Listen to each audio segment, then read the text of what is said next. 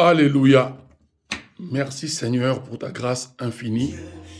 Je prie que tu règnes dans ces lieux, que tu règnes dans ma vie, que tu règnes dans la vie de cette audition en ligne, que tu règnes dans la vie de chaque être humain que tu as placé dans ce guéo, sur cette terre planétaire.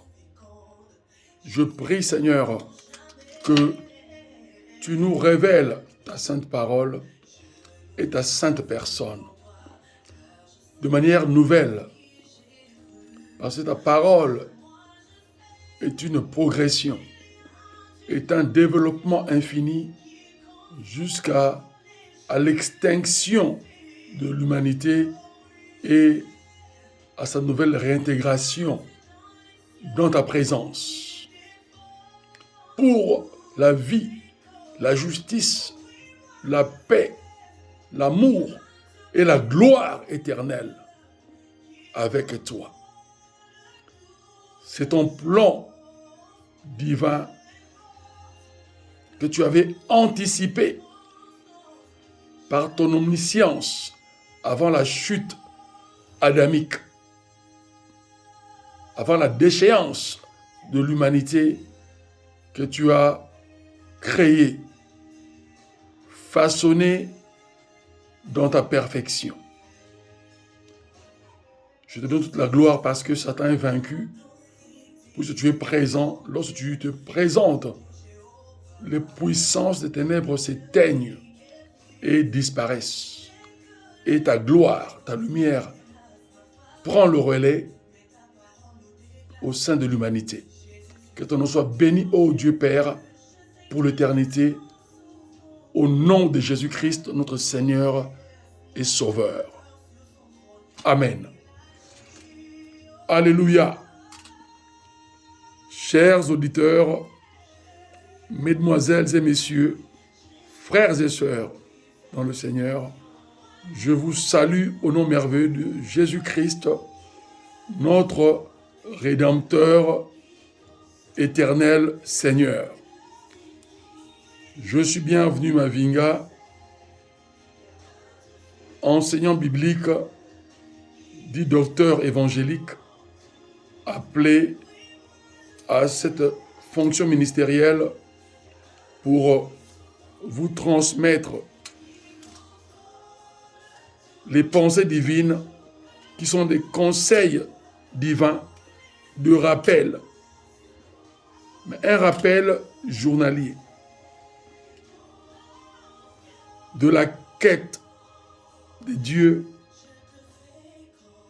pas seulement une quête, mais le trouver, le connaître et développer une amitié dite nouvelle alliance pour la vie éternelle avec Dieu.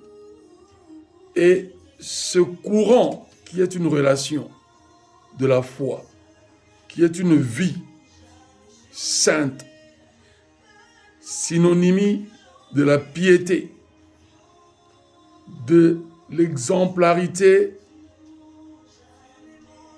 cohérente, distinguée et vivre dans une imitation de ce Dieu saint, trinitaire, Père, Fils et Saint-Esprit, qui s'est révélé à l'humanité depuis 2022 ans par la personne et le vécu de notre Seigneur et Sauveur Jésus-Christ, qui est la lumière de notre vie terrestre, qui nous conduit à la vie éternelle sainte. Et Dieu nous appelle à développer cette relation, cette intimité avec lui. Et c'est ainsi qu'il nous rappellera chaque jour notre devoir envers lui et lui envers nous. Donc il y a deux personnes relationnelles communicantes. Dieu et son humanité. Mais pour que son humanité vive sa divinité sur terre, qui va s'étendre dans la vie éternelle. C'est le plan initial de Dieu. Parce que Dieu a prévu que le péché surviendrait au sein de l'humanité, que Satan viendrait corrompre cette humanité par sa séduction à Ève et puis à Adam. Mais Adam étant le responsable, notre père, ancêtre premier, devait en subir les conséquences de sa responsabilité. C'est ainsi que la Bible décrit ce péché comme le péché d'Adam. Mais c'est les deux, c'est le péché d'Adam et d'Ève. Mais qui a infecté toute l'humanité. Et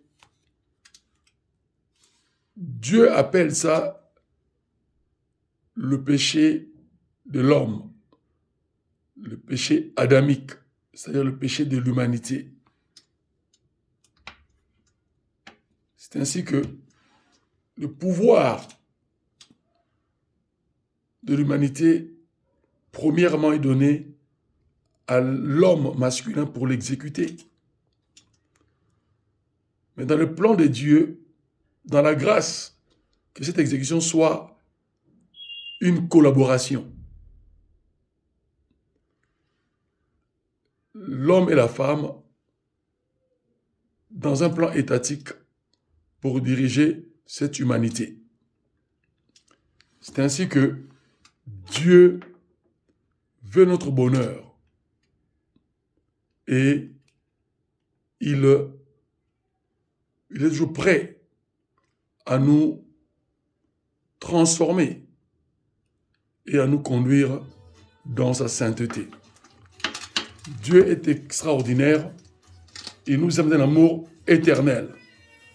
Alléluia. Ainsi, nous allons aborder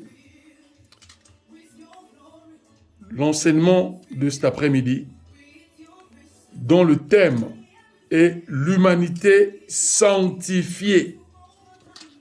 L'humanité sanctifiée.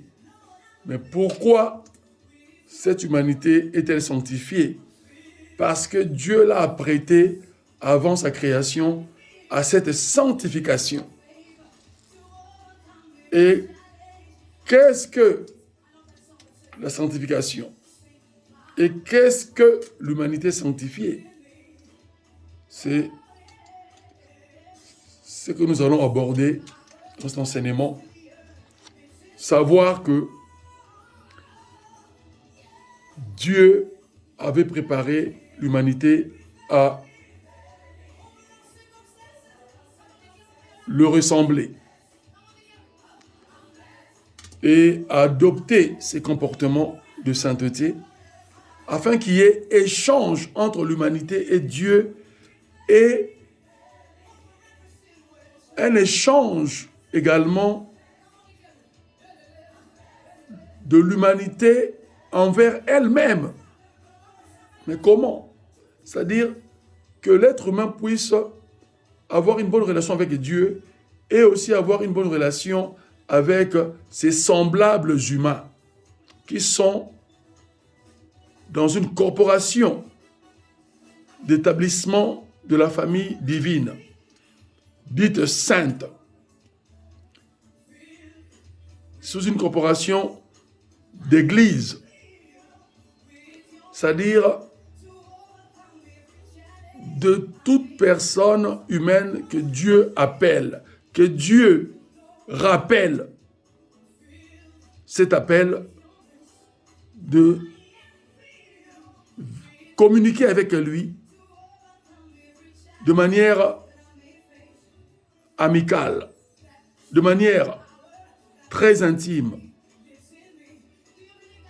d'une relation de fils et de filles envers leur Père, le Créateur, et lui, le Créateur, envers nous, ses enfants. Mais il ne veut pas que nous nous limitions à l'enfance. Il veut que nous comprenions la maturité, que nous puissions grandir spirituellement et répondre à nos responsabilités qu'il nous a assignées en tant que prince et princesse, mais de régner dans le domaine qu'il a réparti à chacun comme monarque, roi et reine, mais dans une prêtrise de Jésus-Christ. C'est ainsi que nous sommes prêtres et rois au sein de la politique de Dieu dans son empire, dit royaume de Dieu ou royaume des cieux sur terre. C'est-à-dire, Dieu règne dans les cieux et il règne avec nous sur la terre pendant un petit temps, c'est-à-dire c'est le temporel. Pourquoi le temporel? Parce que l'éternité que Dieu a préparée, c'est avec lui, mais il en fera des nouveaux cieux et une nouvelle terre qu'il va mixer, de sorte qu'il n'y aura plus de frontières entre ciel et terre, comme ce fut lors de la relation de Dieu avec Adam et Ève, avant la chute, avant la déchéance de l'humanité. Alléluia. Et Dieu, comme il connaît toutes choses, c'est-à-dire il est omniscient d'éternité, avant de créer l'homme, il avait déjà vu, dans sa grande sagesse et intelligence incomparable, que l'homme enfreindrait sa sainte et éternelle loi de la vie et de la gloire éternelle, la loi de la divinité qu'il avait établie dans l'homme. Donc, avant qu'il forme le corps de l'homme, Dieu avait vu cela. Mais comme il est Dieu, il est entré dans un défi par rapport à sa sainte parole et à son plan divin incontournable, disant que ce que j'ai prévu, j'ai résolu, je vais l'accomplir certainement. Quoi qu'il en soit, je suis le réparateur parfait de toutes les brèches. Et les brèches, ce sont tous les arbustes et tiges qui sont cassés, séchés, etc. Mais Dieu en donne une vie nouvelle. C'est-à-dire, il répare, il en donne une vie nouvelle. C'est ainsi qu'il a aussi dit antérieurement, sous Ésaïe, le prophète, qu'il a fait de nous, chrétiens régénérés, des réparateurs des brèches. La brèche représente l'être humain sans Dieu, dit païen, profane. Pourquoi? Parce que sa vie profanera toujours la sainteté, c'est-à-dire insultera Dieu et blasphémera même Dieu. C'est-à-dire, l'humain, sans la connaissance de la vie sainte, va toujours, par sa vie, de manière inconsciente, enfreindre les lois divines qui doivent embellir sa vie et lui accorder une destinée meilleure sur terre et puis dans les cieux éternels, pour la vie éternelle. C'est ainsi que Dieu, par sa fidélité, il veut que l'homme politique comprenne son plan. Il veut que l'homme de la rue, dit ouvrier ou employé d'entreprise, d'État ou privé, même celui ou celle qui est sans emploi, comprenne son plan divin qui est de vivre en harmonie sur terre et que tout homme apte puisse se former par les études ou une formation professionnelle et travailler pour gagner sa vie, mais de manière honnête et puis enrichissante. Parce que Dieu veut faire comprendre à l'être humain que, quelle que soit ta classe sociale, avec lui, tu es appelé à progresser. Donc, il est extraordinaire. Donc, Dieu veut que l'être humain comprenne qui il est réellement et qui nous sommes, êtres humains, par rapport à lui, de manière plausible, précise, limpide dans nos consciences, dans nos faits et actes. C'est ainsi que l'humanité se distinguera de son mal et adoptera le bien, qui est le bien-être. Un vécu correct, une vie excellente, qui va être un avant-goût céleste. Ce ne serait pas encore la perfection, mais ce serait toujours une tendance vers la perfection, jour après jour, année après année, sous cette course solaire et lunaire qui régissent le calendrier et les temps de la vie de l'être humain sur terre. Donc, Dieu veut que l'humain comprenne ces principes qui sont indéniables, mais qui sont véridiques, concrets, réels, dans le plan de l'humanité. Alléluia. Ainsi, nous allons lire le passage de notre thématique, le passage clé, la référence biblique principale de notre enseignement, de cette sainteté, cette sanctification au quotidien que Dieu nous appelle à vivre de manière excellente. Hébreux, chapitre 12, verset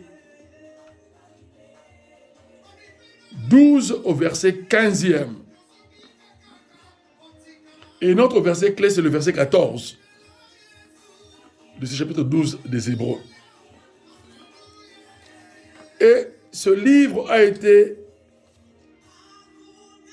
écrit par un scribe.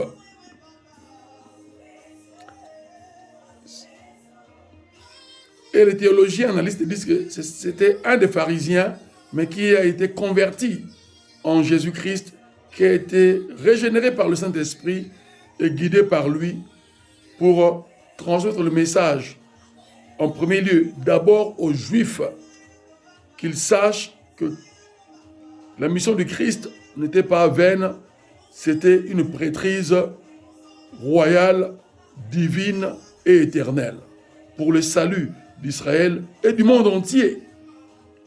Et non se fier seulement aux lois de Moïse qui étaient limitées qu'à Israël, qu'au peuple d'Israël antique. Et malheureusement, beaucoup en Israël s'entêtent, sont encore sous l'esclavage et l'ignorance de la loi de Moïse, que Dieu a rendu caduque, sans valeur, sans puissance et sans force, parce que Dieu avait terminé avec l'ancienne alliance, dit le vétérotestamentaire. Et Dieu nous a établis dans le néo-testamentaire, qui est la nouvelle alliance, la nouvelle manière de communiquer avec lui et de vivre son plan divin. Alléluia. Alors, ce scribe hébreu, c'est-à-dire écrivain biblique de papyrus, Dieu lui a donné l'ordre qu'il ne mentionne pas son nom d'auteur, certainement de peur qu'il en meure. Si Dieu voulait le délivrer, il pouvait le faire aussi. Mais Dieu voulait que cela soit ainsi pour qu'il n'y ait pas de discussions vaines, de discussions doctrinales ou dogmatiques qui font aujourd'hui les guerres et compétitions entre religions, qui suscitent des religions. Dieu a voulu que le peuple juif sorte de la religion du judaïsme pour embrasser le christianisme régénéré. Parce que la religion globalement chrétienne s'approprie aussi du christianisme, alors que c'est une erreur. Quand on n'a pas le Saint-Esprit et qu'on n'adopte pas les principes du Christ, sa doctrine, on n'est pas véritablement chrétien, on est religieux. Et Dieu qui nous a montré qui est le véritable Dieu, qui est Jésus-Christ, en 1 Jean chapitre 5, que nous ne lirons pas, que la relation humaine avec Dieu est basée uniquement sur Jésus-Christ, sur ses enseignements, qui représentent la doctrine divine christique. Alléluia. Et c'est ce que l'humanité est censée de vivre et doit continuer à y vivre. Alléluia. Je lis Hébreux chapitre 12, à partir du verset 12 jusqu'au verset 15e. Fortifiez-vous donc vos mains. Donc fortifiez donc vos mains languissantes, c'est-à-dire fatiguées, vos efforts fatigués, mais les fortifier. Entrez en action avec courage et entrepreneuriat spirituel qui nous donnera le physique, le matériel et tout ce qui s'en sort. Alléluia. Fortifiez donc vos mains languissantes et vos genoux affaiblis. Les genoux affaiblis, c'est-à-dire les genoux qui tiennent, qui supportent le poids de l'être humain lorsque nous sommes debout. Et puis la hanche prend le relais et la colonne vertébrale. Mais s'il n'y a pas de genoux, l'être humain serait déséquilibré. C'est aussi l'équilibre mental, intellectuel, psychologique et psycho-éthique dans notre humanité. Que nous puissions entrer dans cet équilibre de bonne pensée mais qui sont d'abord divines, pour mieux vivre notre humanité selon le plan divin, qui est infaillible. Alléluia.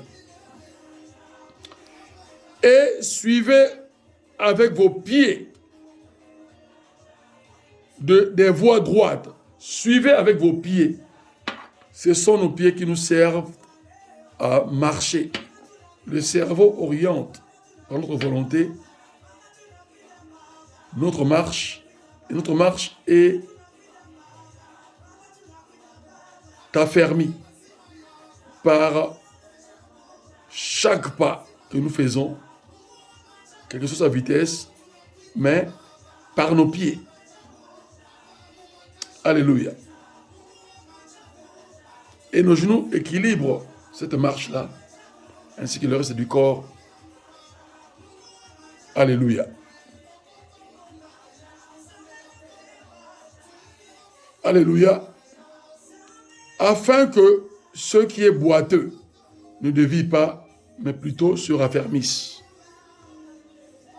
Verset 13, je répète. Et suivez avec vos pieds des voies droites, c'est-à-dire les voies divines, afin que ce qui est boiteux ne dévie pas, mais plutôt se raffermisse. Qu'est-ce qui est boiteux? C'est le comportement humain sans la sainteté, sans la connaissance divine. C'est le boitillement, c'est le déséquilibre, c'est la conduite aux échecs. C'est pour cela que tous les plans politiques de ce monde courent toujours aux échecs. Et beaucoup me diraient, comment? Et je pose la même question à notre audition. Quelle est la politique d'un État de ce monde qui a donné à tout son peuple un emploi stable menant à une retraite stable? L'être humain, même l'économiste le plus doué, l'excellent de l'humanité ne pourrait nous donner la réponse. Sa réponse serait toujours incertaine. Il ne pourra pas donner une réponse exacte. Il va utiliser d'autres arguments, mais qui vont toujours lui donner une fausse réponse à la fin. Il voudra convaincre pour mentir, mais la vérité vaincra toujours le mensonge. Alléluia. Et l'être humain le sait qu'il étudie, c'est-à-dire qu'il soit éduqué de manière académique ou pas. L'être humain comprend ça. De Bushman aux Esquimaux dans l'Arctique, à l'absence de la scolarité, mais ils comprennent que ce n'est pas les politiques qui vont donner solution complète. Je dis bien solution complète à leur vie. C'est pour cela que beaucoup de ceux-là se sont résignés à la vie moderne et ils ont préféré conserver la vie antique, vivre dans l'Antiquité, dépendre des fruits de la nature. Ce qui est aussi une grosse erreur, alors que Dieu a appelé l'être humain à évoluer. Puisque la foi est progressive, la foi est évolutive. À chaque ère de l'humanité, alléluia, nous sommes dans une ère technologique. Et la foi, qui est la science maîtresse de la création et des celles de l'humanité, conduit l'humanité à chaque étape de son progrès. Alléluia. C'est ainsi que Dieu ne veut pas que l'être humain soit ignorant. Les faux raisonnements emportent l'être humain à l'échec.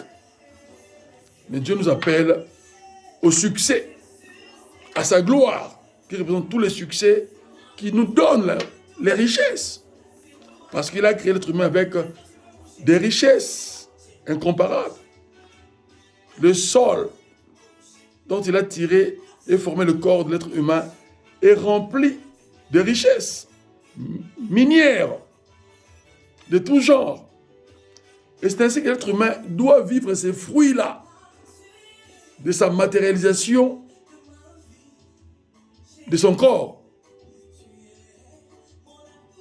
Parce que Dieu a fait de nous des êtres palpables, avec une morphologie anatomique distincte. Erectus, Theo, Erectus Anthropos, c'est-à-dire la nature divine sous la nature humaine. C'est ainsi que l'être humain ne peut pas vivre sans sa divinité, c'est-à-dire la divinité que Dieu lui a donnée. Sans Dieu, l'être humain est mortel spirituellement, psychologiquement, intellectuellement. C'est-à-dire tout ce qu'il pourra faire, il ne réussira pas ça à 100%. Et Dieu nous appelle à une réussite à 100% avec lui. Et au-delà de 100%, c'est-à-dire l'infini. Alléluia.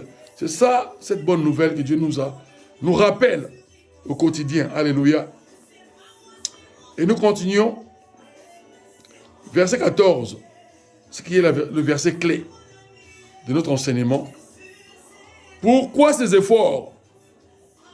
Parce que l'être humain est faible et découragé par rapport à sa vie sociale, sa vie économique, sa vie professionnelle, sa vie familiale, sa vie étatique. Grosso modo, l'être humain est découragé parce qu'il ne possède pas ce qu'il veut avoir.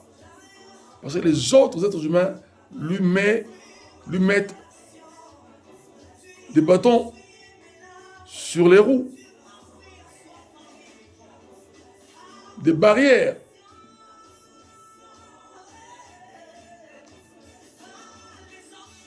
Tout ça à cause de l'injustice et de la méchanceté qui règne dans l'humanité, soufflée par le diable. Dieu nous dit, tous ces efforts pour le servir, et dans ces efforts, nous devons d'abord développer, cultiver la paix.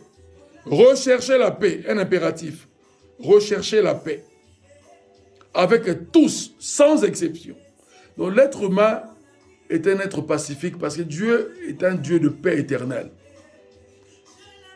Roi de Salem, roi de paix, il s'est fait prince de paix pour que nous soyons princes et princesses de paix sur cette terre. Parce qu'il est initialement le roi de paix, l'empereur de paix. Jésus-Christ qui est le roi des rois, alléluia.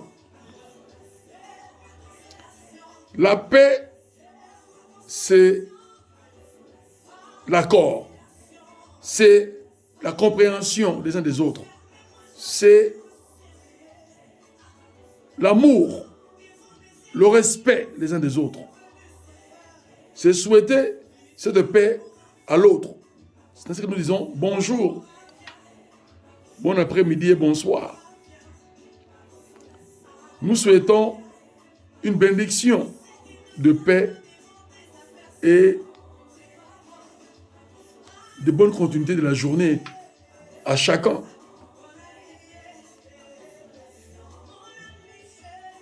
Et avant cette paix, nous devons avoir d'abord la paix avec Dieu, la réconciliation avec Dieu, la bonne relation avec Dieu, l'entente correcte avec Dieu, pour que nous puissions exprimer aussi cette paix, cette entente, cette bonne relation les uns des autres en tant qu'êtres humains. Alléluia. C'est une quête de chaque jour. Et pour tous les êtres humains, Dieu nous oblige à cela. Et cette paix représente cet amour que Christ nous a dit, agapao, aime ton prochain comme toi-même. Alléluia. Le second commandement. Et cette paix, qui est synonyme de cet amour divin, les uns des autres, doit être accompagné avec l'obéissance de la pratique des principes et conseils divins. Alléluia.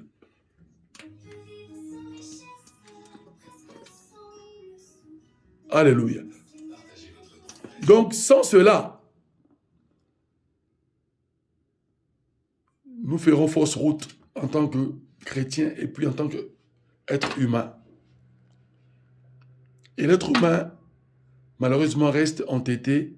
C'est pour cela que Christ nous a dit qu'il y aurait toujours des guerres, de la famine, de la pauvreté, tant que ce monde existera. Mais lui qui est venu en tant que prince de paix, et faire de nous des princes et des princesses de paix, nous refusons de développer cette paix entre nous et même en nous-mêmes. L'être humain est en guerre envers lui-même et envers autrui.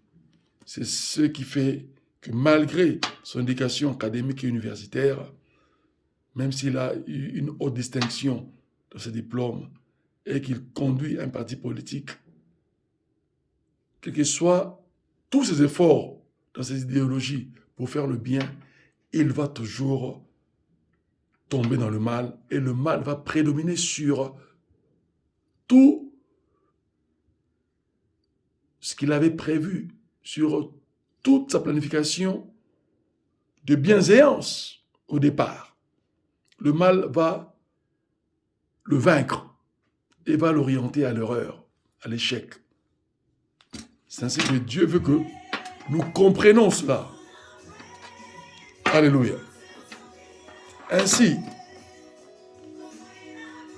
il nous dit, et la sanctification, la pratique de la sainteté, la pratique de la vie sainte, sont les conseils divins qui sont bibliques, sans laquelle personne, c'est-à-dire aucun être humain, sans la recherche, c'est-à-dire le vécu de la paix et de la sanctification, aucun être humain ne pourra vivre dans la présence de Dieu pour la vie et la gloire éternelle.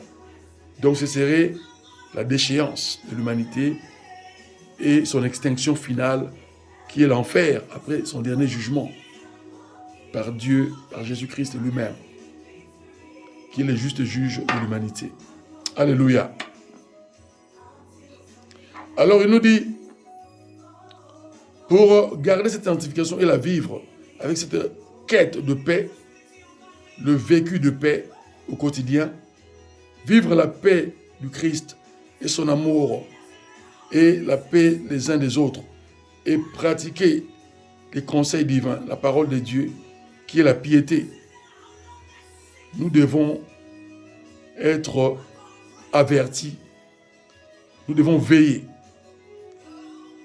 Veillez, verset 15e, veillez à ce que personne ne se prive de la grâce de Dieu. C'est-à-dire, nous devons user de la diligence, de la haute intelligence, de la prévenance pour ne pas être ou sombrer dans l'ignorance.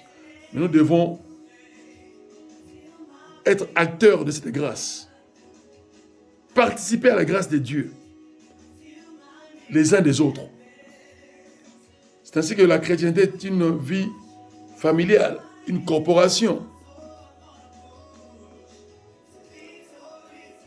Et nous devons aussi veiller à ce que aucune racine d'amertume poussant des rejetons ne produise du trouble et que plusieurs n'en soient infectés.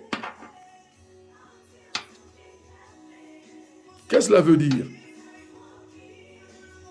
Que si nous ne préservons pas cette sanctification, nous allons nous infecter par le mal, les uns des autres. C'est-à-dire, nous allons être dominés par le mal et manipulés par le mal, c'est-à-dire par Satan, et nous allons nous détruire les uns des autres, nous entretuer dans tout le plan psychologique, socio-professionnelle, politiquement, économiquement, étatiquement. C'est-à-dire l'extinction étatique. Si l'être humain ne veille pas sur la grâce que Dieu lui a accordée dans une vie de sainteté. Alléluia. Mais l'être humain fait le contraire. Il veut veiller sur ses propres efforts sans la sanctification. C'est pour cela que l'humanité court à sa perte et vit le malheur. Une minorité oligarque dominera toujours la majorité du reste du peuple de chaque État, de chaque nation du monde. Et ce serait l'injustice qui va prédominer sur la justice que Dieu a établie au sein de l'humanité. Et cette injustice vient du diable. Et l'être humain fera toujours alliance avec le diable parce qu'il est égoïste et il veut se vautrer dans l'égoïsme et dans un luxe de pourriture. Un luxe, une richesse infecte. D'où l'infection. Et cela, c'est une racine d'amertume. C'est-à-dire, l'amertume représente tout le pouvoir du mal concentré. Et que le diable injecte dans l'être humain, dans son cerveau, et c'est-à-dire qui influence ses pensées. Quand je dis dans son cerveau, c'est-à-dire dans les pensées humaines. Et nous réfléchissons par notre cerveau. L'hypophyse, qui est le siège de l'intelligence, le diable vient tordre ça, tordre le sens que Dieu a établi. C'est pour ça que Salomon a dit, Dieu a mis dans l'être humain les pensées de l'éternité, c'est-à-dire la psychologie divine éternelle. Dieu a formaté les cerveaux humains dans ce sens-là, dans ce domaine-là. Mais le diable vient aussi reformater le même cerveau humain en le séduisant, en le trompant. Et le diable a dit à l'être humain, appelle le mal au bien et tu vas régner sur les autres, dans mon injustice. Et l'être humain gobe ce que son subalterne lui dit depuis l'éternité, depuis la genèse de l'humanité, au temps de la chute. Et l'être humain continue à adopter ce que Adam et Ève avaient adopté sous la séduction de Satan. Mais je vous encourage, frères et sœurs, mes auditeurs, de ne pas vous laisser intimider par le système politico-national et international de ce monde. Par rapport au système politique de vos pays de résidence et par rapport aux influences de la politique internationale et de l'économie internationale qui influence aussi l'économie nationale. Parce que c'est Dieu qui nous donne le pouvoir. Par son pouvoir et son vouloir d'être. Il nous transmet ses capacités d'être au-dessus des pouvoirs étatiques et politiques et économiques humains. Comment? Par notre sainteté, notre sanctification, notre alliance avec Dieu. Dans cette alliance nouvelle, Dieu a fait de nous des dieux sur terre et nous changerons le cours de l'histoire politique, économique et sociale du monde entier. Les Juifs sont en train de le vivre, mais ce qui leur manque seulement, c'est de recevoir la divinité de Jésus-Christ complètement. La minorité qui est messianique vit le christianisme régénéré, mais la majorité vit toujours le mosaïsme, c'est-à-dire la loi mosaïque. les 613 lois judaïques qui constituent la Torah juive. Mais ils bénéficient des promesses abrahamiques que Dieu a accordées à Abraham, ainsi qu'à nous.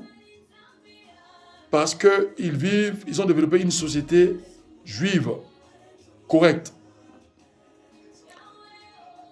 qui fait que ils n'ont pas le chômage chez eux et ceux qui ont vraiment des difficultés de santé sont assistés correctement par les aides sociales là-bas, en Israël, et ils ont même fait appel aux Juifs noirs de la Nubie, c'est-à-dire du Soudan et de l'Éthiopie antique, pour rejoindre la société juive actuelle. Cet amour-là, cette unité, continue à maintenir la main de Dieu dans le plan économique et social dans leur pays. Mais dans le plan politique, ils échouent par rapport à la paix. Ils ont rejeté le prince de paix et ils souffrent les conséquences de ce rejet jusqu'à aujourd'hui. C'est pour ça qu'ils sont en permanente guerre civile entre frères, entre cousins germains, entre juifs et palestiniens. Alléluia. La Bible restera la vérité incontestée. La réponse à toutes les questions non répondues par les scientifiques les plus brillants de ce monde. Alléluia. Et les chrétiens régénérés, nous en avons les réponses. Globalement, la réponse de toutes ces questions. Parce que toutes les questions que l'être humain se pose sur l'existence de Dieu et pourquoi les souffrances humaines et pourquoi l'être humain n'arrive pas à exceller dans sa politique nationale et internationale, une seule réponse, c'est connaître Christ et vivre ses conseils, pratiquer la vie de la piété. Mais dans ce temps moderne qui est évolué, alléluia. Alors,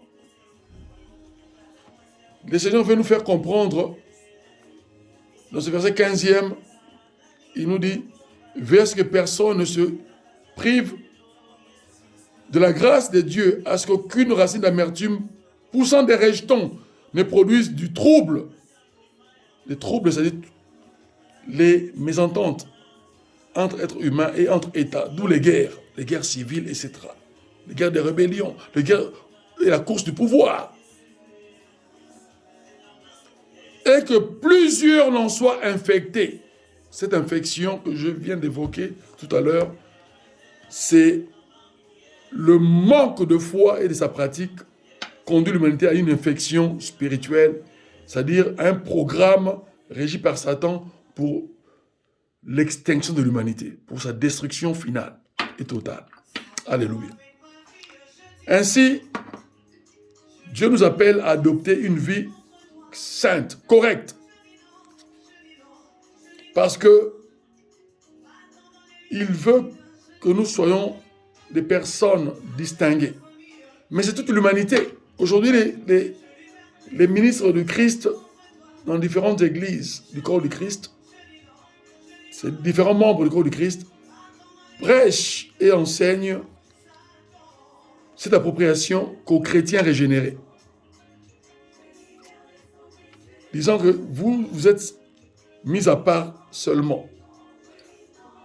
Mais je rappelle, dans la pensée divine, la mise à part, c'est toute l'humanité qui doit se mettre à part, c'est-à-dire se retirer du mal, de l'injustice. C'est ça la mise à part. C'est ça la sainteté. Et la pratique de cette sainteté, de cette vie nouvelle, c'est la sanctification. Alléluia. C'est ainsi que Dieu veut que nous puissions comprendre la dimension de la révélation du Saint-Esprit dans sa communication envers nous, ses enfants, au quotidien, pour que nous puissions transmettre les pensées divines correctement au reste de l'humanité qui est encore ignorant. Alléluia. Cette humanité qui est encore ignorante nous devons en transmettre les connaissances divines correctes. Alléluia. Ainsi, nous allons voir le parallélisme de ce principe, cette idéologie divine dont nous, que je viens d'aborder avec vous, que avant les néo-testamentaires, avant la Nouvelle Alliance, dans le vétérotestamentaire, c'est-à-dire l'Ancien Testament, dans l'Ancienne Alliance, Dieu nous a parlé de la même chose. Mais nous sommes dans le progrès avancé. Mais là, c'était, par Moïse, c'était la base de ce principe que Dieu a développé en Jésus-Christ. Et par les apôtres, ainsi que nous avons repris le relais de l'Église primitive du Christ, qui est le corps du Christ. Alléluia. Lorsque Dieu nous appelle, il nous oriente. Il nous donne une orientation correcte, des directives infaillibles à adopter et à y répondre. Alléluia. Nous lirons Exode, chapitre 3, verset 1 au 5e.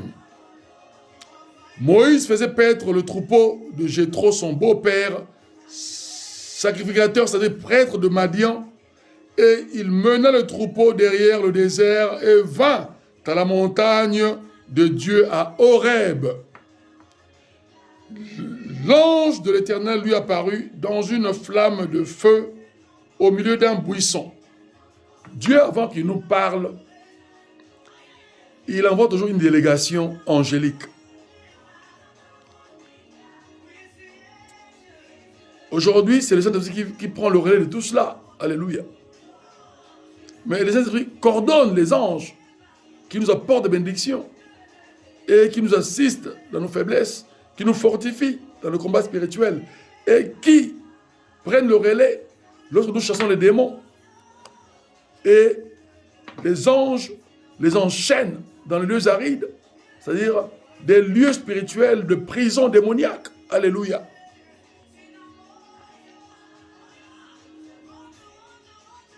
L'ange de l'Éternel lui apparut dans une flamme de feu au milieu d'un buisson. Moïse regardait et voici, le buisson était tout en feu et le buisson ne se consumait point. Moïse dit, je veux me détourner pour voir quelle est cette grande vision.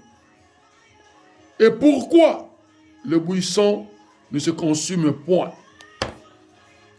C'est ça la parole de Dieu, c'est le pourquoi du comment qui est répondu par Dieu lui-même. Alors, dans tout ce que l'être humain se pose comme question, dans le pourquoi et dans le comment, et Dieu lui donne la réponse exacte. Alors, le fait que Moïse s'est détourné, ce n'est pas seulement un détournement physique, c'était un détournement spirituel également. C'est-à-dire, sans qu'il le sache, qu'il changeait de camp. Il était dans le camp de Satan par tout le pharaonisme scientifique qu'il avait étudié sur la haute magie noire égyptienne antique et qui régisse encore le monde aujourd'hui par la franc-maçonnerie, l'illuminatisme et toutes les sectes qui sont des temples de Satan sur terre. Pharaon qui s'appelait fils du soleil, alors que le soleil n'est qu'un astre. Mais le soleil était représenté et aujourd'hui encore dans la magie noire par Satan. Parce que Satan imite Dieu qui est le soleil de la justice, c'est Jésus-Christ, qui est notre étoile du matin. C'est pour ça que Satan, quand il était Lucifer, était appelé astre brillant, étoile brillante, astre brillant. Alléluia. Alors que ce n'est pas le cas. Alléluia. Dieu est extraordinaire. Alléluia. Le Seigneur est merveilleux. Donc Dieu veut que nous comprenions sa sainte pensée. Et il nous dit, dans ce parallélisme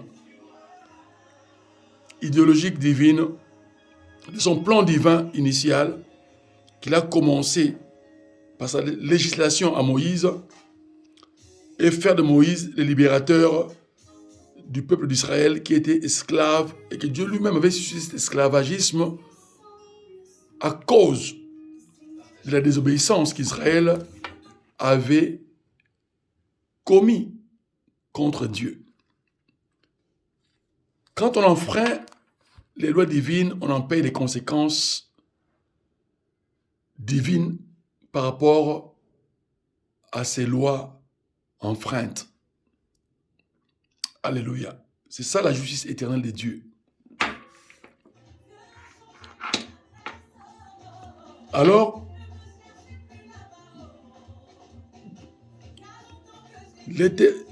l'Éternel vit qu'il s'est détourné. Alors maintenant c'est Dieu. L'ange d'abord était apparu pour préparer, sanctifier le lieu. Et c'est aussi cette figure, une préfigure de la sanctification de l'humanité que Dieu avait prévue initialement. Alléluia. Dieu dit à Moïse, d'abord, voyant que Moïse s'est détourné, et Dieu l'appela du milieu du buisson et dit, Moïse, Moïse. Et il répondit, me voici. Dieu dit, n'approche pas d'ici. Dieu nous appelle dans notre conscience par rapport au discernement du bien et du mal. C'est ça l'appel divin. Beaucoup pensent qu'il faut toujours qu'on nous prêche d'abord l'évangile. Pas toujours. Dieu nous parle. C'est pour ça que Dieu peut utiliser un païen pour instruire un chrétien régénéré. Alors que le païen n'a pas le Saint-Esprit. Dieu nous parle. Quand nous sommes attentifs, nous pouvons réagir et Dieu va nous utiliser. Mais quand il nous appelle, c'est pour que nous puissions rester dans son plan et non faire volte-face. C'est-à-dire, je viens dans le plan de Dieu, puis je me détourne, je vais dans le plan du diable et je fais vice-versa. Non. Dieu veut que nous soyons stables.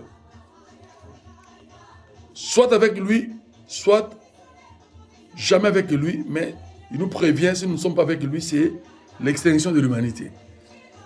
Alléluia. Et c'est là où sont les échecs, les maladies, les épidémies multiples au sein de l'humanité, et puis la mort physique qui entraînera la mort spirituelle.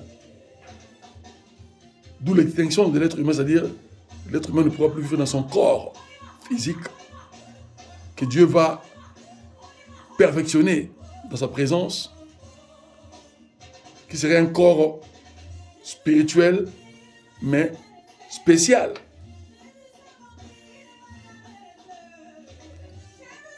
Avec une morphologie de sainteté, de clarté, de lumière, etc. Parce que Dieu nous donnera un corps de résurrection. C'est pour cela que l'apôtre Paul avait dit que si votre corps, vous mourrez infirme, vous allez ressusciter apte. C'est-à-dire cette aptitude-là, c'est un corps aussi physique, mais apte, mais qui serait parfait, comme ce fut le corps d'Ève et d'Adam avant la chute. Mais cette fois-ci, ce serait un corps incorruptible que personne, aucun être ne pourra influencer pour faire encore le mal, ou encore s'opposer à Dieu.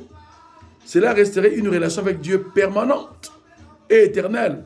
C'est ainsi que le diable lui-même sera arrêté par Dieu, mis en prison des enfers, où il va souffrir, il brûlera éternellement avec les âmes qui l'ont suivi. C'est-à-dire les corps qui ont ressuscité seront des corps glorieux. Ça, c'est les corps des chrétiens. Mais les païens, ils vont reprendre leur corps du péché qui ira brûler en enfer et restera que leurs âmes leurs âmes brûleront éternellement. Alléluia. Donc Dieu est extraordinaire. Et ici, au verset 5e, Dieu dit à Moïse, n'approche pas d'ici, ôte tes souliers de tes pieds, car le lieu sur lequel tu te tiens est une terre sainte. Le lieu sur lequel tu te tiens est une terre sainte. Pourquoi? Parce qu'avant que Dieu ne vienne, ce n'était pas une terre sainte. Mais quand Dieu est venu, Dieu a sanctifié la terre. C'est-à-dire ces lieux-là, à Horeb, Dieu en a fait une terre sainte, mais une préfigure pour nous montrer qu'il va faire progresser cela et qu'il va étendre sa pensée selon son plan pour en faire d'Israël une terre sainte et puis l'humanité entière par Jésus-Christ, une humanité sainte vivant sur une terre sainte où régnera sa présence. Mais il nous dit, c'est un avant-goût, c'est la participation de l'élection divine. Mais l'acquisition finale de cette élection divine, nous allons l'obtenir après la mort et entrer entièrement, pleinement dans la vie éternelle qui est spirituelle et sainte. Et c'est là où nous vivrons les délices de l'éternité. La gloire véritable de Dieu. Nous allons rayonner plus que le soleil à son zénith. Parce que nous allons avoir le rayonnement de Dieu lui-même, le Créateur. Alléluia. Comprenons cette dimension et cette faveur extraordinaire que Dieu nous appelle à vivre. Nous, humanité, appelés à être saintes. Alléluia. Et c'est ainsi que Dieu a étendu cela en Christ. Alléluia. Ainsi, nous allons voir dans la nouvelle alliance encore cette progression et les méthodes que Dieu veut que nous adoptions, que nous employions pour mener une vie de victoire. Une victoire au quotidien, par la foi.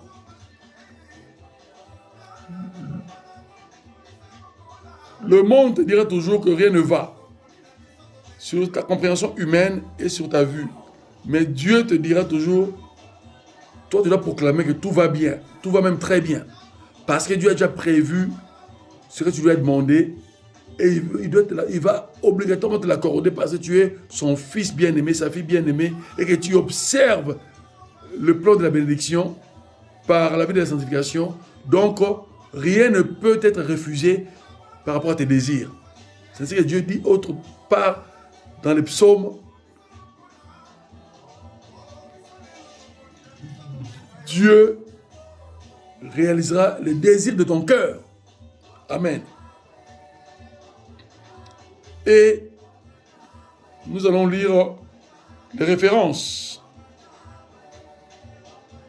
parallèles à cette idéologie divine de la sanctification et ses méthodes de pratique. 2 Pierre, chapitre 1, verset 3 au 8e. Alors, dans le 2e livre de l'apôtre Pierre, qui était l'apôtre directeur, l'apôtre président des apôtres, mais qui, lorsqu'il a compris l'humilité, il n'a pas regardé sa position de responsabilité. Il a regardé la corporation, la communauté ecclésiale.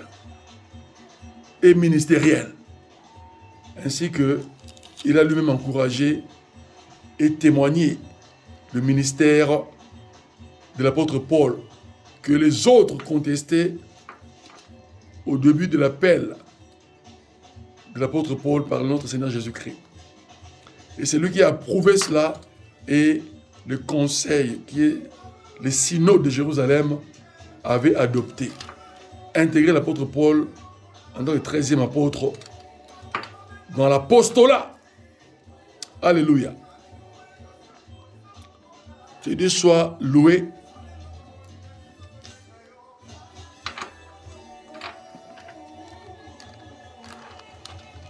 J'en fais la lecture. Deuxième épître de Pierre, chapitre 1er, à partir du verset 3e. Sa divine puissance, alléluia, nous a donné tout ce qui contribue à la vie et à la piété au moyen de la connaissance de Dieu, de celui qui nous a appelés. Cet appel qu'il avait fait à Moïse, il nous a fait le même appel, nous qui avons répondu à cet appel saint, et il appelle encore aux autres qui n'ont pas encore répondu à cet appel. Et il y a encore d'autres qui sont dans cet appel, mais mal compris. Il les rappelle à réintégrer l'appel complet et l'appel compréhensif. Alléluia. Ainsi, il dit,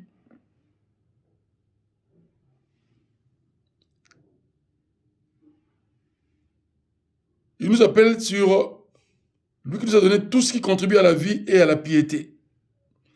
C'est-à-dire les richesses que Dieu a créées dans cette vie, dont nos corps et âmes sont attachés et que nous devons en bénéficier les fruits. Alléluia. Mais au moyen de la piété, c'est-à-dire la pratique de la sainteté, pas autre moyen.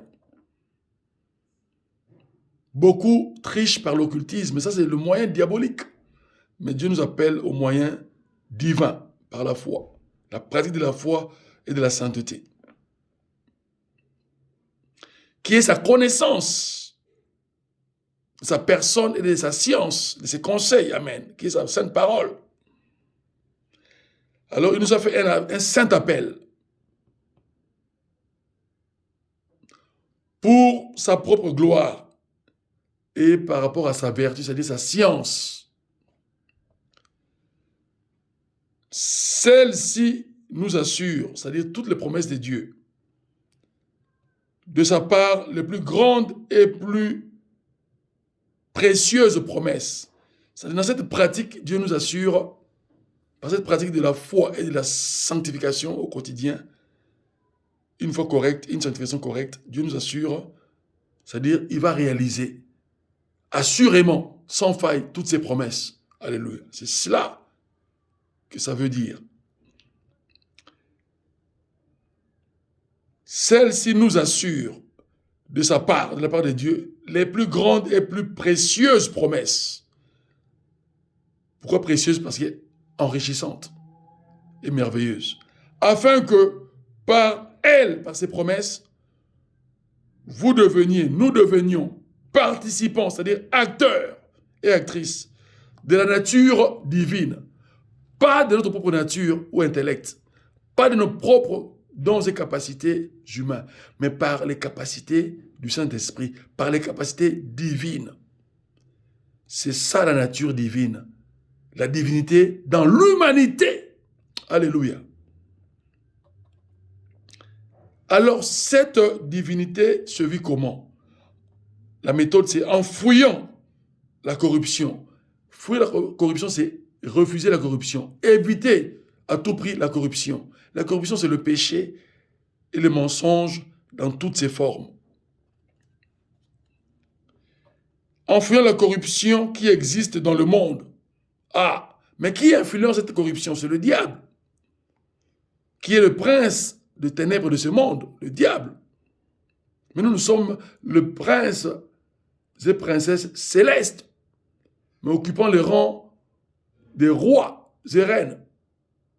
Parce que nous devons régner déjà sur cette terre pour aller régner au ciel divin. Alléluia. Fouillant la corruption qui existe dans le monde par la convoitise. La convoitise représente toutes sortes de péchés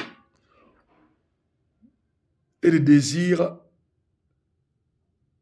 des envies pour réussir la vie de manière brillante, soi-disant, comme beaucoup ont échoué, mais ils croient qu'ils ont réussi parce qu'ils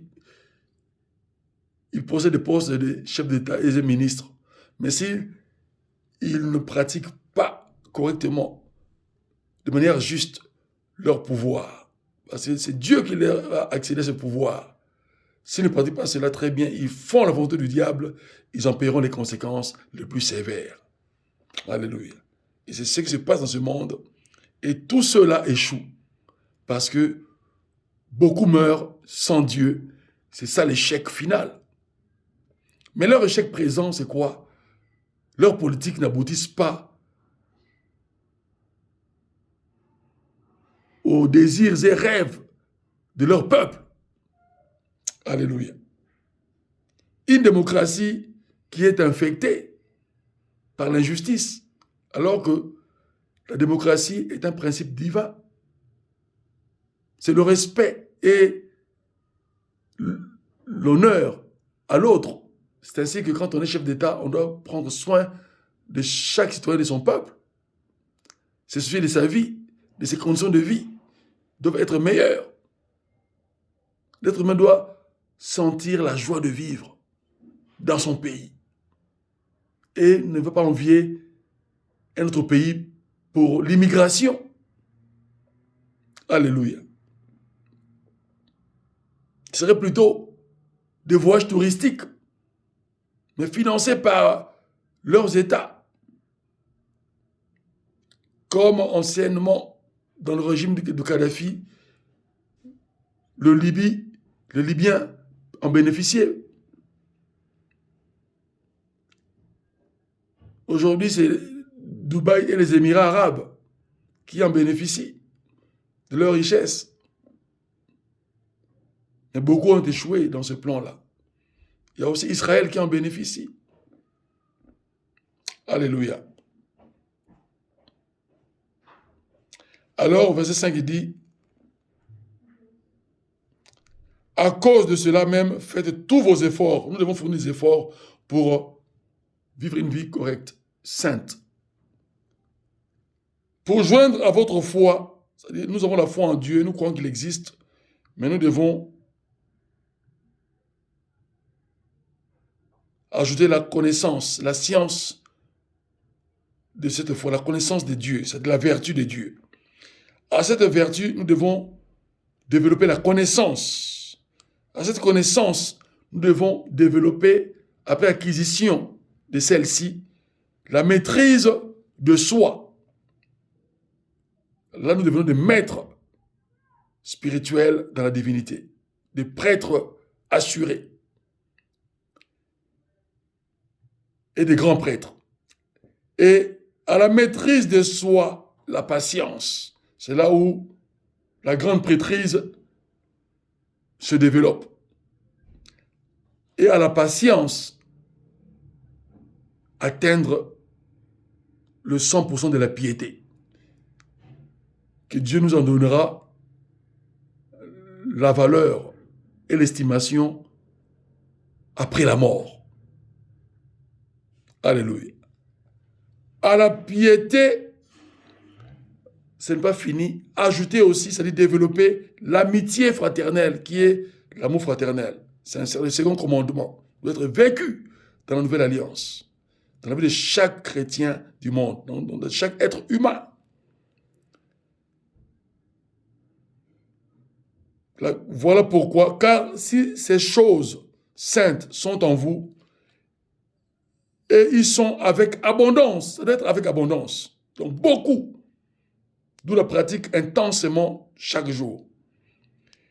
Elles ne vous laisseront point oisifs, c'est-à-dire inertes, sans fruit. Non. Ni stérile. Pour la connaissance de notre Seigneur Jésus-Christ. Ça veut dire quoi? Quand nous pratiquons cette foi correcte, nous n'allons pas justement faire des erreurs dans cette connaissance du Seigneur Jésus-Christ. Nous allons l'appliquer correctement. Et Dieu s'en réjouira. Dieu va se manifester puissamment de manière plausible dans nos vies. Au nom de Jésus-Christ. Alléluia. Verset 8e lu. Et nous allons lire le verset 19e qui complète cette pensée. Donc, 2 Pierre, chapitre 1, verset 19. Et nous tenons pour d'autant plus certaine la parole prophétique à laquelle vous faites bien de prêter attention, comme à une lampe qui brille dans un lieu obscur. Donc, la parole de Dieu, c'est la parole prophétique dans la Nouvelle Alliance. C'est-à-dire que Dieu avait déclaré sur Christ dans l'Ancienne Alliance, il a magnifié dans la Nouvelle Alliance. Il a perfectionné et établi de manière définitive, non changeante, immuable dans la Nouvelle Alliance.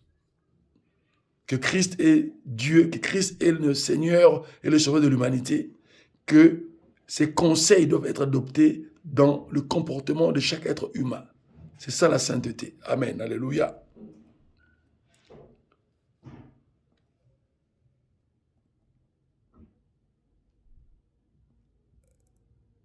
La parole prophétique à laquelle vous faites bien de prêter attention comme à une lampe qui brille dans le lieu obscur, jusqu'à ce que le jour vienne apparaître et que l'étoile du matin qui est Jésus-Christ se lève dans vos cœurs, c'est-à-dire dans votre intelligence et conscience. Dans notre intelligence et conscience. Alléluia.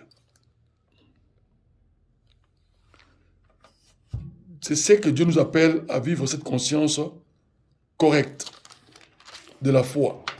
C'est cette responsabilité qui est immuable et qui doit être vécue dans nos vies. Alors, nous complétons toujours dans cette complémentarité idéologique divine, toujours dans la deuxième épître de Pierre, sa deuxième lettre, chapitre 2. Nous étions au chapitre 1er, maintenant nous sommes au chapitre 2. Donc, 1 Pierre, chapitre 2,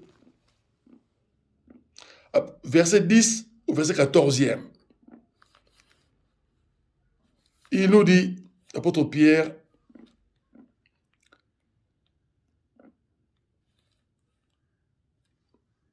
alléluia,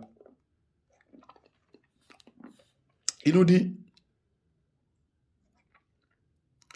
surtout ceux qui courent après la chair dans un désir d'impureté et qui méprisent l'autorité. Audacieux et arrogants, ils ne craignent pas d'injurier les gloires. Qui sont les gloires? Ce sont des enfants de Dieu. Que les démons insultent et que le païen aussi. Alléluia. Tandis que les anges supérieurs en force et en puissance ne portent pas contre elles des jugements injurieux devant le Seigneur. Mais eux, semblables à des brutes, verset 12e, qui s'abandonnent à leur penchant naturel et qui sont nés pour être prises et détruites. Nés pour être prises et détruites, c'est-à-dire en refusant la sanctification et la foi, c'est une prise de Satan et la destruction par Satan lui-même que Dieu ordonnera. Parce que Satan est sous les ordres de Dieu. Mais comme Dieu l'a maudit, il est devenu fou. Lui croit que c'est lui qui le fait par sa propre volonté, alors que c'est Dieu qui l'exige à le faire pour accomplir ses jugements. Et que lui-même, Satan, serait jugé. Il a déjà été condamné et son jugement serait proclamé lors du dernier jugement pour tous les êtres, c'est-à-dire les humains et les esprits démoniaques. Et leur condamnation serait effective au feu des enfers pour l'éternité. Ils parlent d'une manière injurieuse de ceux qu'ils ignorent. Ils ignorent la connaissance et la puissance de Dieu et son existence. Et ils périront par leur propre corruption. Ce n'est pas que Dieu veut qu'ils périssent, mais eux-mêmes veulent périr, parce que Dieu nous a révélé son plan divin. Alors celui qui ne voudra pas écouter et obéir à ce plan va se corrompre et va se perdre. C'est-à-dire détruire sa vie, corrompre sa vie, faire pourrir sa vie, détériorer sa vie, et puis souffrir dans la vie éternelle. Souffrir aux enfers pour une souffrance éternelle. Alléluia. Mais ceux qui auront obéi, ce serait le contraire. Un bonheur éternel extraordinaire. C'est à cela que Dieu nous appelle, alléluia, à vivre sur cette terre avant la mort. Alléluia. Verset 13e. Recevant ainsi le salaire de leur iniquité. Les iniquités, ce sont des péchés que l'on répète. On demande pardon à Dieu, mais le lendemain, on pratique le même péché. Ce pardon-là ne sera pas accordé parce qu'il n'y a pas repentance. Un pardon demandé à Dieu sans repentance n'est pas accordé par Dieu. C'est un faux raisonnement, une fausse prière que le chrétien aura fait. Et ce serait à sa propre condamnation, à la négligence de la parole de Dieu. On ne joue pas avec le Tout-Puissant Créateur. Verset 13b. Ils trouvent leur délice à se livrer au plaisir en plein jour, hommes tarés et femmes tarées, et souillés. Ils se délectent dans leur tromperie en faisant bonne chère avec vous. Vous, c'est qui? Les chrétiens. C'est-à-dire, il y a des faux chrétiens et il y a aussi des païens qui s'introduisent dans les églises, se disant chrétiens, mais envoyés par le diable pour détruire le vrai chrétien et les affaiblir. Et parmi ceux-là, il y a aussi des pasteurs qui sont des infiltrés, envoyés par le diable pour détruire le plan de Dieu. Mais ils échoueront tous, parce que le Saint-Esprit restera le maître incontesté. Alléluia. Et Dieu amènera ses enfants toujours dans une sanctification correcte et finale.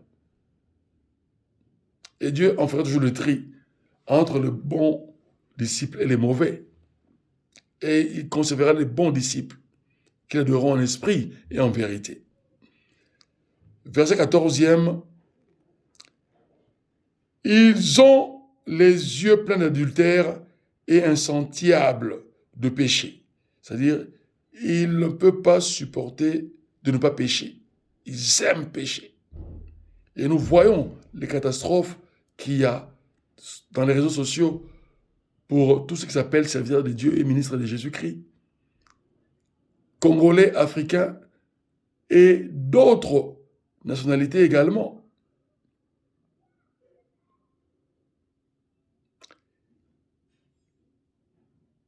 C'est ça, les yeux pleins d'adultère, c'est-à-dire les pensées et les comportements d'adultère. Lorsqu'ils sont mariés, et puis ils ne feront que des scandales en péchant. Et Dieu les dévoilera toujours, pour qu'ils puissent se repentir complètement et sincèrement, afin de continuer la marche et la course de la foi et de la sanctification. Ils amorcent, c'est-à-dire affaiblissent, les âmes mal affermies, c'est-à-dire les chrétiens, les fidèles qui viennent à peine de se convertir, qui ne sont pas encore matures. Ils les séduisent dans le camp de Satan.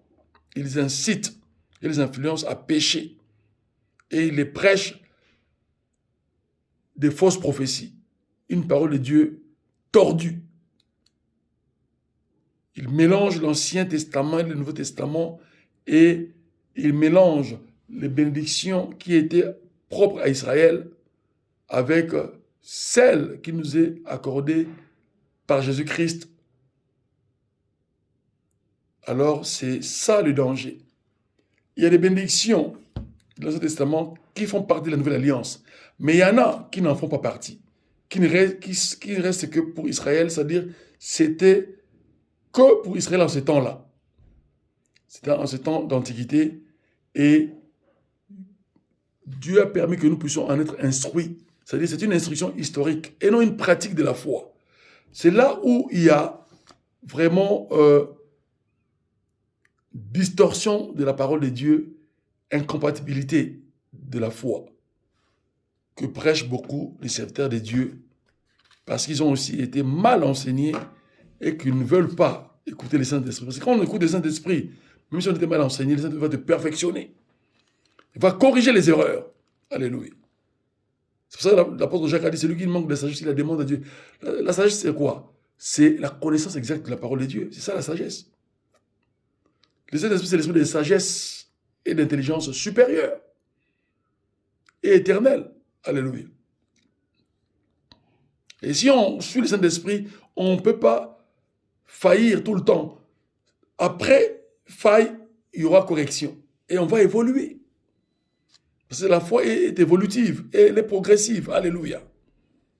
Dieu n'a pas dit que nous sommes parfaits directement. Nous tendons vers la perfection. C'est-à-dire, chaque jour, dans notre obéissance, le Saint-Esprit nous perfectionne. C'est ça que ça veut dire. Nous ne sommes pas encore devenus parfaits. Et c'est jusqu'à notre dernier souffle, jusqu'au jour de notre mort.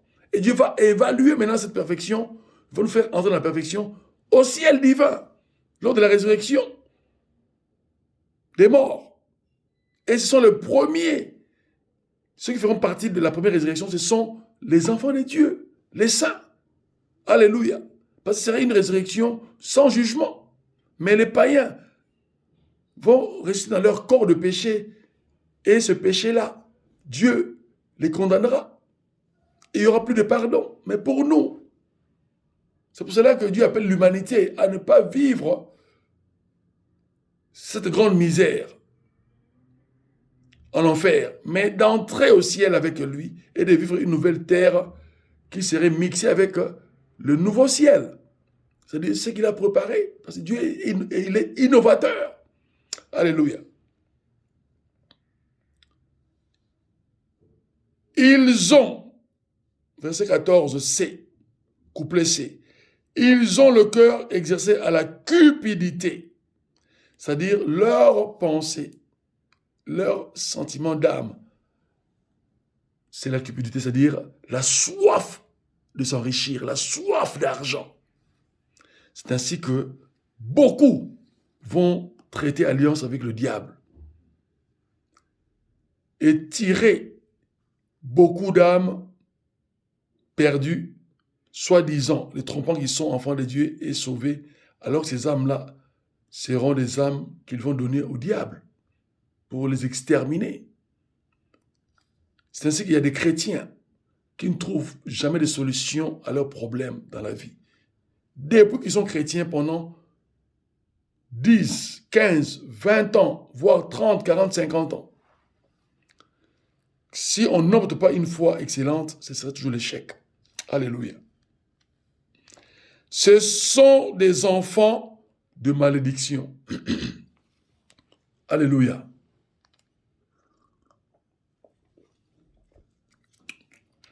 Ce sont les enfants de malédiction. C'est-à-dire, quand on n'est pas avec Dieu, on est sous la malédiction du diable, mais que Dieu a prononcée. C'est-à-dire, les conséquences de tous ces péchés entraîneront cette malédiction à l'humanité. Et l'humanité qui n'est pas avec Dieu est en train déjà de vivre cette malédiction. Et le passage final que lui-même Christ a dit et que les apôtres ont repris dans la suite de l'Église primitive, mais dans la fondation, dans le fondement doctrinal, Christ l'a dit. Et nous allons le voir parce que la parole de Dieu doit être ce que Jésus-Christ a dit. Et nous devons pratiquer ce que lui a dit par les apôtres. Matthieu chapitre 5, verset 48e. Alléluia. Dieu est merveilleux. Et Dieu nous appelle à cette excellence de la foi. Pourquoi? Parce que Dieu veut que nous comprenions la nature divine qu'il a mis en nous. Pourquoi nous vivons sur cette terre? Est-ce que nous sommes venus seulement pour contempler les autres qui font le mal et qui réussissent dans le mal? Et nous qui essayons de faire le bien, nous échouons. C'est le mensonge de Satan, ça. Bien au contraire, que par le bien, nous puissions exceller. Alléluia. Et le bien, qui est la bénédiction divine. Dieu est extraordinaire. Ainsi, Matthieu chapitre 5, verset 48, Christ nous dit ici,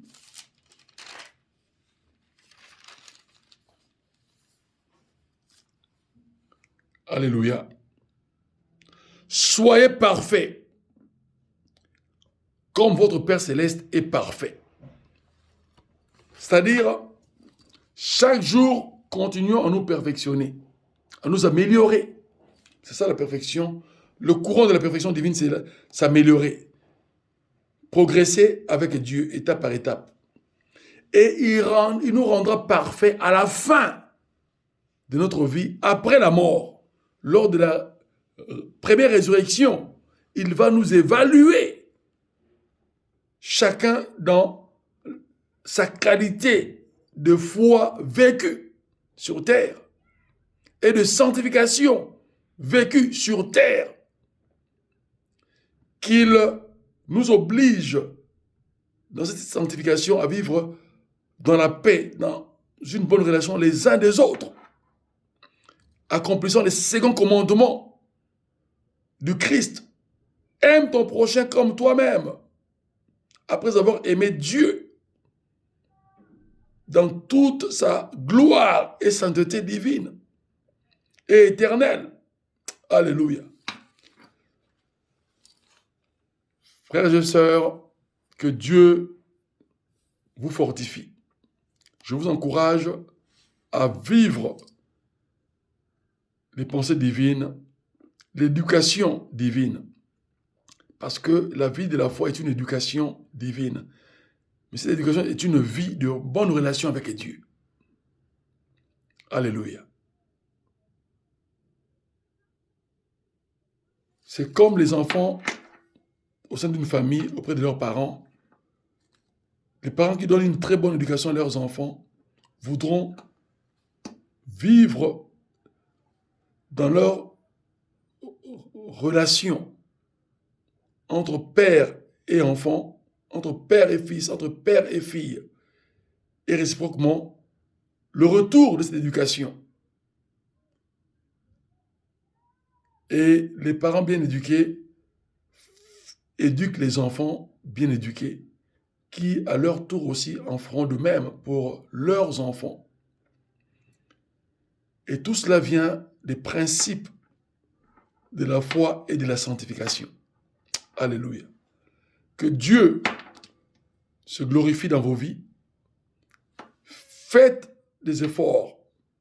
Organisez votre temps pour prendre un petit temps avec Dieu chaque jour, de parler avec lui dans la lecture biblique et dans votre méditation intérieure et puis dans vos prières. Parce que lorsque nous prions, nous parlons à Dieu.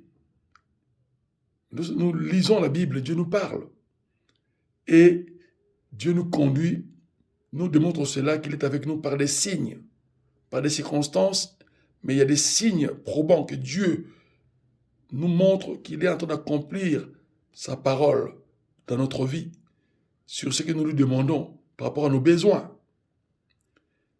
Et c'est ainsi, étape par étape, Dieu Saint-Esprit va nous affermir et fera de nous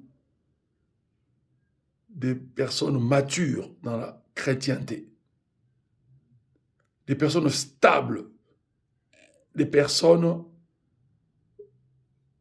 enrichies de la connaissance divine pour les transmettre aussi aux autres, les transmettre à l'humanité et réparer les brèches de l'humanité. Ce qui est irréparable, Dieu nous a donné le pouvoir d'en réparer par les situations politico-économiques mondiales, par toutes les situations épidémiques et pathologiques diverses au sein de l'humanité. Et une vie relationnelle extraordinaire au sein de l'humanité.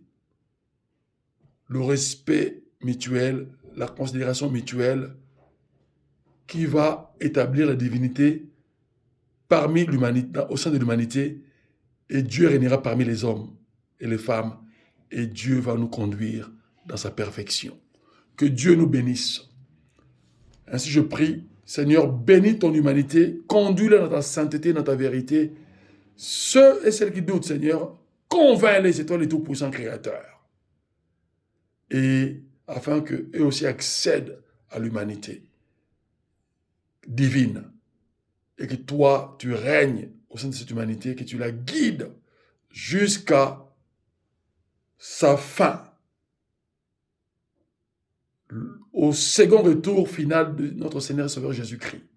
Père, je te remercie infiniment. Je prie que tu visites toutes les personnes qui sont malades, que tu les guérisses au nom de Jésus-Christ, que tu leur pardonnes leurs péchés, que tu visites tous les peuples qui vivent dans des souffrances, dans des guerres, dans les injustices politiques, des injustices socio-professionnelles, que tu leur accordes, Seigneur, leurs droits démocratiques,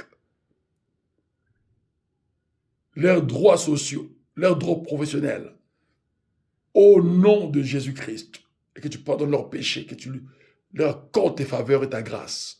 Au nom de Jésus-Christ, Seigneur, je prie également pour l'Ukraine et les autres pays du monde qui étaient déjà en guerre avant Ukraine et qui le sont encore. Que tu accordes à ces pays, Seigneur, la paix, tel le Mali en Afrique et d'autres pays d'Afrique, Seigneur, au sud du Congo RDC,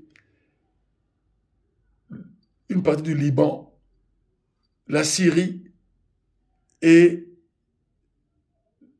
partout où il y a des troubles de guerre dans le monde, que tu établisses la paix en pardonnant le péché de ces peuples à cause de ton amour et de ta justice. Au nom de Jésus-Christ. Seigneur, merci infiniment. Frères et sœurs, mesdames et messieurs, je vous remercie et nous terminons notre enseignement en ces termes. Relisez les passages bibliques que j'ai apportés à cet enseignement et que le Saint-Esprit vous visite. Parce que lorsque l'on lit la parole de Dieu, le Saint-Esprit nous visite et nous instruit. Posez des questions dans vos lectures quand vous êtes seul à seul avec Dieu. Comme Christ l'a dit, entrez dans votre chambre et fermez-la, priez, et Dieu, votre Père, va vous écouter et vous répondre dans le secret. C'est là où la vie chrétienne s'épanouit puissamment. Que Dieu vous bénisse abondamment par le Christ Jésus. Et à bientôt. Merci encore.